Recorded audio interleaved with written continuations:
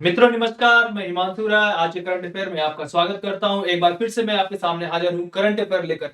आज जो current affair है इसमें काफी अच्छे और इंपॉर्टेंट क्वेश्चन आपको मिलेंगे पीसीएस, एआरओ के लिए, आरओ के लिए और जो 68 बीपीएससी है उससे संबंधित भी अच्छे क्वेश्चन है। इसलिए आज का करंट अफेयर करना आपके लिए बहुत ही जरूरी है और डेली करंट अफेयर करना भी आपके लिए जरूरी है। साथ में वीकली और मंथली करंट अफेयर भी लेकर आएंगे। तो अगर आप यूपीपीसीएस और बीपीएससी की तैयारी करना चाहते हैं तो जरूर ये सारे के सारे करंट अफेयर्स को करते रहिए। और साथ में जल्दी पूरा कोर्स भी हम लॉन्च करने वाले हैं यूपीपीसीएस 2023 के लिए, तो उसके लिए भी तैयार रहिए। चलिए मित्रों शुरू करते हैं। आज का पहला क्वेश्चन है, who has been selected for the Assam Vaibhav award.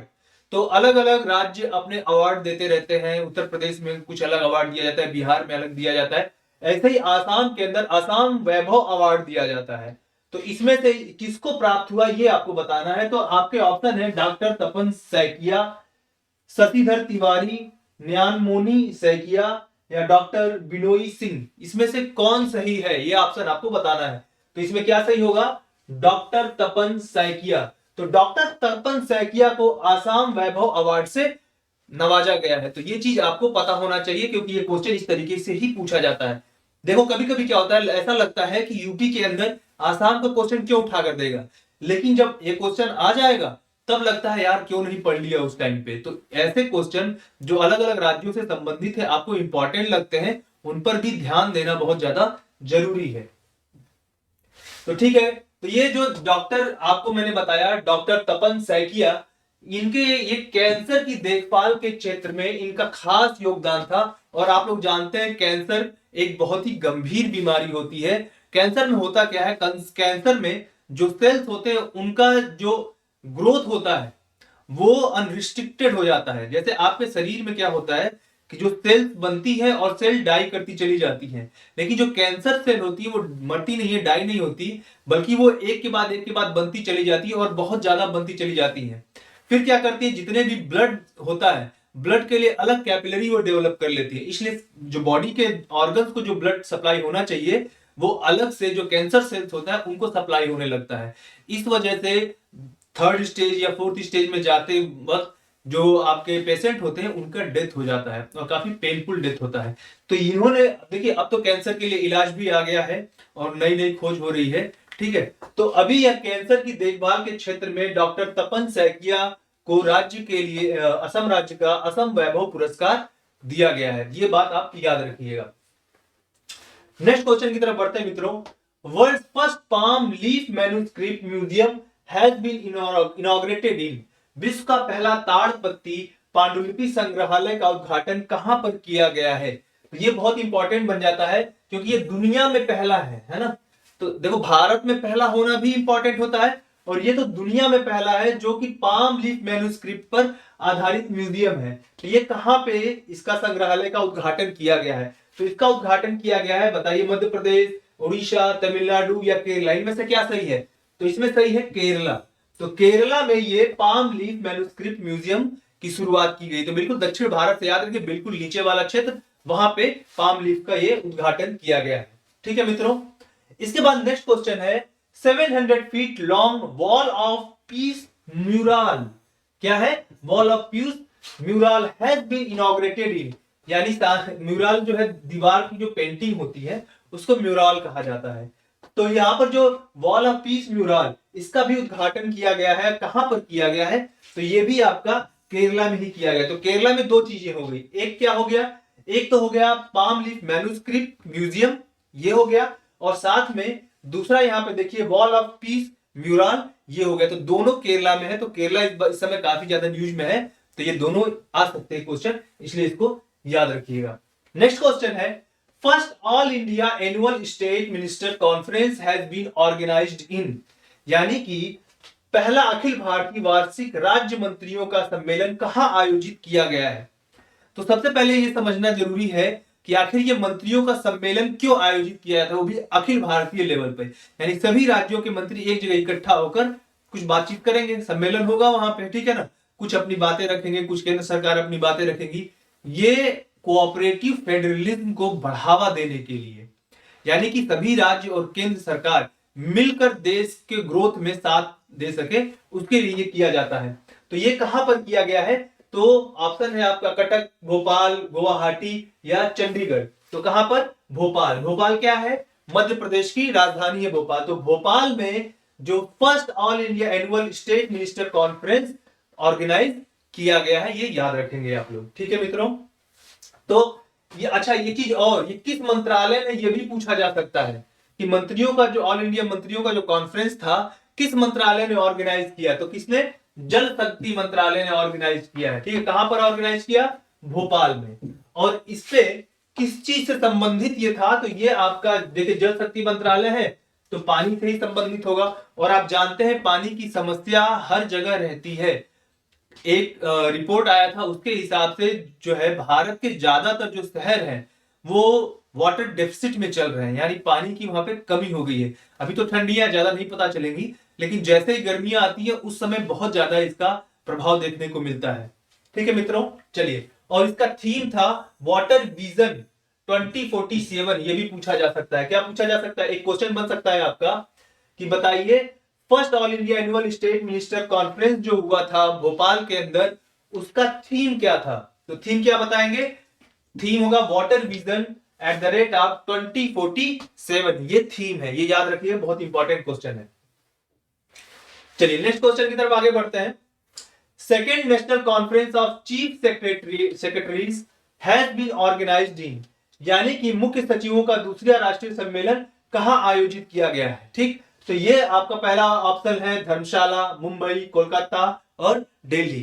तो इसमें क्या सही है? देखो वहां पे चीफ मिनिस्टर्स का था और यहाँ पे क्या है? चीफ सेक्रेटरीज का है। तो यहाँ पे ऑप्शन कौन सा सही हो जाएगा? दिल्ली में। और ये कौन सा है? सेकेंड। तो second national conference of chief secretaries कहां पे किया गया? दिल्ली में। पहला जो किया गया था वो जून 2022 में किया गया था और वो धर्मशाला में किया गया था, ये भी याद रखिएगा। तो अभी पीएम नरेंद्र मोदी ने 6 से लेकर 7 जनवरी 2023 को दिल्ली में मुख्य सचिवों के दूसरी राष्ट्रीय सम्मेलन की अध्यक्षता की। तो अध्यक्ष कौन था इसका? वो थे पीएम नरेंद्र मोदी। ठीक है ना। तो इसी के अंतर्गत भी केंद्र और राज्य के बीच, सरकारों के बीच साझेदारी को बढ़ावा दिया जाएगा। ठीक है ना। और इसके पहले ये सम्मेलन 2022 जून में किया गया था, जो पहला था, और वो सम्मेलन कहां पर था? धर्मशाला में था, याद रखिएगा। अगला क्वेश्चन है, रक्षा मंत्री Rajnath Singh has inaugurated the belly suspension bridge, यानी बेली सस्पेंशन ब्रिज का उद्घाटन किया है। किसने? रक्षा मंत्री राजनाथ सिंह ने। कहां पर किया है? यह क्वेश्चन बनता है। तो कहां पर? जम्मू एंड कश्मीर, अरुणाचल प्रदेश, आसाम या कर्नाटका, कहां पर किया है? तो ये किया है जम्मू एंड कश्मीर में। आप लोग जानते हैं जम्मू एंड कश्मीर अक्सर न्यूज में रहता है अलग अलग बातों को लेकर, और वहां पर खास करके रक्षा का जो मामला है उसमें भारत काफी सतर्क रहता है।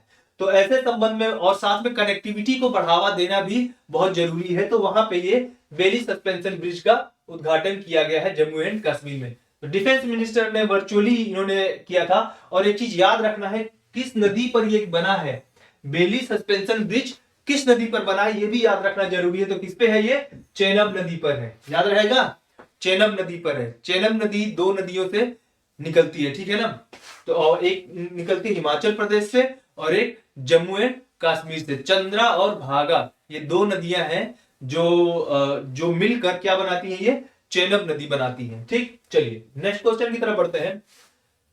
मोहम्मद इरफान अली, ए रेसिपिएंट ऑफ प्रवासी भारतीय सम्मान, इज द प्रेसिडेंट ऑफ। तो देखिए प्रवासी भारतीय सम्मान के बारे में एक बार पहले भी चर्चा कर चुके हैं। तो जनवरी में 9 तारीख से लेकर 11 तारीख तक जनरली ये सम्मान सभी लोगों को दिया जाता है। और इस बार कुल 27 ऐसे लोग हैं जिनको ऐसे सम्मान दिए जाने वाले हैं। तो उसमें से एक ये भी है मोहम्मद इरफान अली, इनको भी दिया गया। तो ये पूछा जा रहा है कि ये किस देश के प्रेसिडेंट हैं? तो ये है आपके गुयाना के प्रेसिडेंट। और मैं आपको एक चीज बता दूं, प्रवासी भारतीय दिवस क्यों शुरू किया गया था, और उसी के अंतर्गत प्रवासी भारतीय दिवस के अंतर्गत ही ये प्रवासी भारतीय सम्मान भी दिया जाता है। 2003 से ये शुरुआत किया गया था ताकि जो प्रवासी भारतीय है वो भारत के अंदर इन्वेस्टमेंट लेकर आ पाए, है ना। उसके लिए उनको कुछ विशेष छूट दी जाती है देश के अंदर, जैसे कि वीजा ऑन अराइवल या लाइफ टाइम वीजा, भारत के अंदर प्रॉपर्टी लेने का अधिकार, इस तरीके से कई सारे अधिकार उनको विशेष दिए जाते हैं। अरे भाई, किसी को आप अधिकार दोगे कुछ, तभी तो वो आपके देश में आकर इन्वेस्ट करना चाहेगा। तो इसी तरीके से और क्या करना था हमें, इमोशनली उनको एक अटैचमेंट देना था कि हाँ इमोशनली वो भारत क्या है, उनके दादा परदादा यानी पूर्वज जो थे वो भारत में रहने वाले थे, वो किसी दूसरे देश में जाकर अब बस गए हैं, तो इमोशनली वो कहीं ना कहीं अटैच है भारत से। तो उस तरीके से उनको और अच्छे तरीके से अटैच करना, जिसके थ्रू टेक्नोलॉजी आ सके, इन्वेस्टमेंट आ सके भारत के अंदर, इन सब चीजों के लिए प्रवासी भारतीय दिवस काफी महत्वपूर्ण है और उसी के अंतर्गत ये सम्मान पूरा दिया गया है। ठीक है मित्रों, चलिए नेक्स्ट क्वेश्चन की तरफ बढ़े। भारत की पहली ABBFIA formula E world championship race की मेजबानी किसके द्वारा की जाएगी? तो ठीक है, India first ABBFIA formula E world championship race, इसकी मेजबानी कौन करने वाला है? तो इसकी मेजबानी करने वाला है आपका हैदराबाद। ये क्वेश्चन इंपॉर्टेंट है, इस पे निशान लगा लेना, इसको जरूर अभी 2 बार पढ़ लो। एक बार फिर मैं भी बता देता हूं, भारत की यानी India first ABBFIA formula E world championship race will be hosted by कौन? हैदराबाद। चलिए नेक्स्ट क्वेश्चन है, who is going to be theme country of 46th international Kolkata book fair? यानी कोलकाता के अंदर जो बुक फेयर, बुक का मेला लगने वाला है, बुक फेयर, उसका थीम देश कौन सा रहने वाला है? तो उसका थीम देश है स्पेन। ठीक है मित्रों, कौन है? स्पेन। कोलकाता जो बुक फेयर है उसका थीम देश है। नेक्स्ट क्वेश्चन की तरफ बढ़ते हैं। Mopa international airport in Goa has been named after whom? किसके ऊपर ये नाम, जो मोपा इंटरनेशनल एयरपोर्ट था उसका नाम बदल दिया गया, अब किसके नाम पे रखा गया है? तो ये तो बहुत आसान क्वेश्चन बन जाता है, कौन है ये? मनोहर पर्रिकर। और आप लोग जानते हैं एक ऐसा मुख्यमंत्री जो थे गोवा में, जो बहुत ही सम्माननीय थे और उनकी मृत्यु हो गई कैंसर की वजह से ही। अभी हमने जब पहला क्वेश्चन देखा तो मैंने बताया था कैंसर के बारे में आपको। और ऐसा माना जाता था कि ऐसे मुख्यमंत्री थे जो स्कूटर से चला करते थे। सोचिए हमारे देश में और उत्तर प्रदेश, बिहार या दिल्ली वगैरह में ये कल्पना करना भी मुश्किल है कि वहां का जो सीएम होगा वो स्कूटर पे चलेगा, है ना, क्योंकि यहाँ पे तो गाड़ियों की लश्कर पे लश्कर चलती है। ठीक है, चलो नेक्स्ट क्वेश्चन की तरफ बढ़ते हैं। Which country inaugurated the Pokhara regional international airport with the support of China? तो ये याद रखना, ठीक है ना, पोखरा क्षेत्रीय अंतरराष्ट्रीय हवाई अड्डा, ठीक, का उद्घाटन किया गया है, कहां पर किया गया है? PRIA। ठीक, तो क्या बन जाता है? प्रिया बन जाता है। ठीक, चलो तो कहां पर किया गया है? नेपाल में। तो याद रखना पोखरा रीजनल इंटरनेशनल एयरपोर्ट, और किसकी मदद से? भैया चाइना। देख लो हमारा जो राइवल है चाइना, अभी हाल ही में इनकी पिटाई किया था अरुणाचल प्रदेश में हमारे आर्मी वालों ने। ठीक, तो अब देखो इनकी मदद से चाइना देखो बार बार भारत को चारों तरफ से घेरने की कोशिश करता है, कभी नेपाल में घुसने की कोशिश करता है, पाकिस्तान में तो ऑलरेडी वो घुस चुका है, और कभी बांग्लादेश में घुसने की कोशिश करता है, कभी श्रीलंका में घुसने की कोशिश करता है। श्रीलंका में भी उन्होंने एक जो है पोर्ट ले रखा है। ठीक, ऐसे ही आपके भूटान में तो उनकी लड़ाई ही चलती रहती है, बॉर्डर को लेकर डिस्प्यूट रहता है इंडिया भूटान के साथ में। म्यांमार की तरफ से भी घेरने की कोशिश करता है। ठीक, तो ये काफी महत्वपूर्ण बन जाता है कि अगर वो नेपाल के अंदर, क्योंकि देखो नेपाल एक तरह से देखा जाए तो एक सिस्टर कंट्री की तरह है भारत के लिए, है ना, भारत को, या आप कह सकते हैं भारत एक बिग ब्रदर की तरह है उसके लिए, ये काफी ज्यादा इंपॉर्टेंट हो जाता है। ठीक है मित्रों, चलो नेक्स्ट क्वेश्चन की तरफ बढ़ते हैं। Which of the following railway station has been awarded with the 5-star Eat Right Station certification? देखो ये तो बड़ा अच्छा काम हुआ है ना, यानी कि किस स्टेशन को 5 स्टार ईट राइट स्टेशन प्रमाणन से सम्मानित किया गया है? रेलवे की हालत आप लोग तो जानते ही हैं, ठीक है ना, खाने की वहां पे हालत कैसी थी ये भी आप जानते हैं। अभी की भी देखो सुधार हो रहा है लेकिन धीरे धीरे, लेकिन अभी भी उतना अच्छा सुधार नहीं हुआ है। रेलवे में आप चले जाइए चाय पीने के लिए तो आप जानते ही हैं कि पानी में बस कैसे भी वो व्हाइट कलर का एक रंग थोड़ा सा होता है, मिलाकर आपको मिल जाएगी चाय पीने के लिए, जिसमें कोई स्वाद नहीं होता है। लेकिन यहां पर आप देखें तो जो वाराणसी रेलवे स्टेशन है इसको 5 स्टार ईट राइट स्टेशन से अवार्ड से सम्मानित किया गया, यानी वाराणसी स्टेशन पे खाने की चीजों का जो क्वालिटी है वो बेहतर है। ठीक है मित्रों, कौन सा स्टेशन? वाराणसी कैंट। कौन सा ऑप्शन सही हो जाएगा? सी ऑप्शन करेक्ट हो जाएगा। चलिए नेक्स्ट क्वेश्चन की तरफ बढ़ते हैं। इसका एक्सप्लेनेशन देख लो। ईट राइट स्टेशन सर्टिफिकेशन जो है ये FSSAI के द्वारा दिया जाता है। जानते हैं फूड और फूड से रिलेटेड जितने भी प्रोडक्ट होते हैं उनके ऊपर क्वालिटी कंट्रोल करने का काम ये FSSAI के द्वारा किया जाता है। ठीक है ना, तो इन्होंने ये प्रोवाइड किया है 5 स्टार ईट राइट स्टेशन, किसको? वाराणसी को, वाराणसी कैंट को। Which player has been named the IFFHS men's world best player of 2022। देखो अभी अर्जेंटीना की टीम जीती है वर्ल्ड कप, है ना, और इसी का सबसे बेस्ट प्लेयर कौन है? वो लियोन मेसी। ये जो है, जो मेसी है, इन्हीं को जो है IFFHS men's world best player of 2022 से नामित किया गया है। अब जो है आपकी बात ये है कि ये IFFHS क्या है, तो इसका है पूरा full form international federation of football history and statistics. ठीक है, अब याद हो जाए तो ठीक है, नहीं याद हो तो भी कोई बहुत बड़ी चीज नहीं, इतना ये याद रखना, ठीक है ना। IFFHS इसको याद रख लेना है। कौन है? तो मेसी। किस राज्य सरकार ने कलसा बंदूरी नाला परियोजना शुरू करने की घोषणा की है? ये कलसा बंदूरी नाला प्रोजेक्ट की शुरुआत करेगा। कौन सा राज्य है ये? कर्नाटका। और इस प्रोजेक्ट के अंतर्गत वो क्या करेंगे भाई? जो वाटर रिसोर्सेज होंगे, है ना, उसका बेहतर मैनेजमेंट करने की ये बात चलेगी। ठीक है ना। चलिए नेक्स्ट क्वेश्चन की तरफ बढ़ते हैं। Imoinu day is a significant cultural celebration in. Imoinu day जो है ये एक महत्वपूर्ण सांस्कृतिक उत्सव है, किस राज्य में मनाया जाता है? तो हमारा देश उत्सवों का देश माना जाता है ना। हर समय देखा जाए तो हर जगह कहीं ना कहीं कोई ना कोई उत्सव चल रहा होता है, और वैसे भी फेस्टिवल हम मनाने में बहुत ही आगे रहते हैं, है ना। किसी का भी हो, कहीं से भी कोई फेस्टिवल हमें पता चलना चाहिए, हम तुरंत फेस्टिवल मनाने के लिए आगे बढ़ जाते हैं। ठीक है, तो कौन सा ये है? मणिपुर। तो याद रखिएगा इमोइनू डे जो है ये किससे संबंधित है? ये मणिपुर से संबंधित है। ठीक है मित्रों। नेक्स्ट क्वेश्चन है, which country has taken over the leadership of the Asian Pacific postal union? Appu, है ना, किसी का नाम भी होगा आप लोगों में से अप्पू। तो क्या है? Which country has taken over the leadership of the Asian Pacific postal union? ये याद रखिएगा। तो कौन सा कंट्री है? अपना भारत देश महान। ठीक है ना। तो भारत, इंडिया को जो है ये दिया गया लीडरशिप किसका? अप्पू का। ठीक है ना, यानी कि एशियन पैसिफिक पोस्टल यूनियन। कब तक के लिए? 4 सालों के लिए ये दिया गया है मित्रों। ठीक है ना। तो ये 2023 जनवरी 2023 से इसका लीडरशिप भारत को मिल गया है, और कब तक चलेगा? ये 4 सालों तक चलेगा। तो ठीक है मित्रों, आज का करंट अफेयर यहीं पर खत्म होता है।